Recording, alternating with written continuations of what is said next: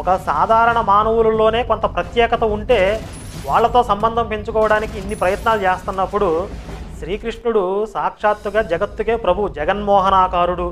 ఆయన యొక్క తేజస్సు రూపవైభవాల్ని వర్ణించడం ఎవరికి సాధ్యం? అంతటి తేజోమూర్తి భూమండలానికి దిగి వచ్చి నడియాడుతున్నప్పుడు ఎంతమంది ఎన్ని రకాలుగా ఆయన వైపుకి ఆకర్షితులు అవ్వడం అనేది సర్వసాధారణము. అందులో స్త్రీలు చాలామంది ఆయన వైపుకి వ్యామోహంతో కూడా ఆకర్షితులై ఉండొచ్చు. అయితే వాళ్ళందరినీ కూడా ఉద్ధరించగలిగిన వాడు సర్వసమర్థుడు శ్రీకృష్ణుడు. ఆయన శత్రువుల్నే ఉద్ధరించగలిగిన వాడు.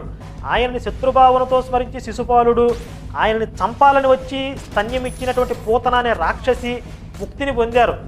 అగాసురుడు అనే రాక్షసుడు కూడా ఆయన చంపడానికి వచ్చి ముక్తిని పొందాడు.